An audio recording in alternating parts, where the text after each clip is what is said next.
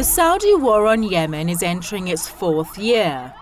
The war, which was initially supposed to last only several weeks, has turned into a nightmare for Saudi war planners.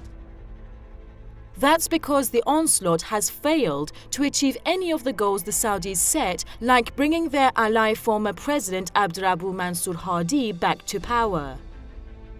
The onslaught has caused a humanitarian catastrophe and untold suffering. Amid mounting criticism, the Saudi leadership has heavily relied on diplomatic cover and military support from its Western allies.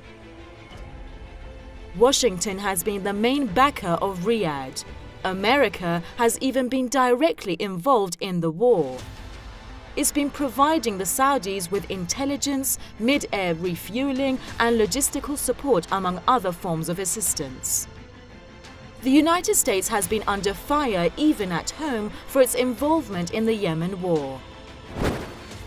When it comes to Yemen, because it is an ally and because it profits off of the aggressor in Yemen, it has not stepped in to fulfill the role of what it sees itself as the most moral country in the world. The United States could effectively put a stop to most of this if it stopped selling arms to Saudi Arabia, but also if it lets Saudi Arabia know in no uncertain terms that the carnage in the Yemen has gone on long enough.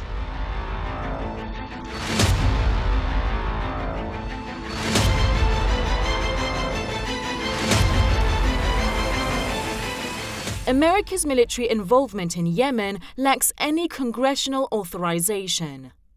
A number of U.S. senators, including Vermont Independent Bernie Sanders, are pushing for a vote to end the U.S. role. The senators argue that based on the War Powers Act, the president cannot order the deployment of American soldiers into hostilities for extended periods of time without congressional approval. Critics insist there is no doubt that the War Powers Act applies to the U.S. involvement in Yemen, but the Pentagon has reacted defiantly to the congressional campaign.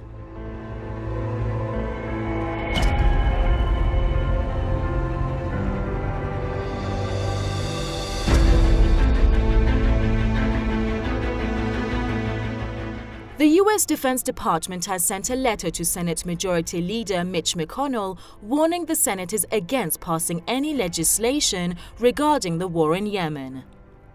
The Pentagon has warned that even if Congress passes any law limiting America's military role in the war-torn country, the Defense Department will ignore it. Some observers believe the U.S. military fears that any such legislation could harm lucrative military cooperation between the United States and Saudi Arabia. Under President Donald Trump, the U.S. has intensified its arms sales to the kingdom.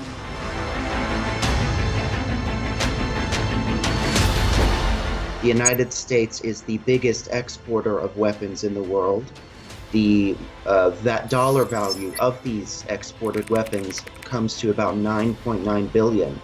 And unsurprisingly, the greatest importers of weapons in the world are the Kingdom of Saudi Arabia and the United Arab Emirates, which both are involved in this conflict in Yemen, trying to rethrone the former leader Hadi.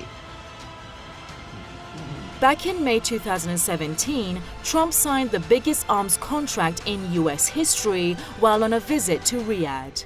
U.S. foreign policy critics say America is highly unlikely to end its destructive role in Yemen as long as Saudi Arabia keeps funneling its petrodollars into the U.S. military-industrial complex.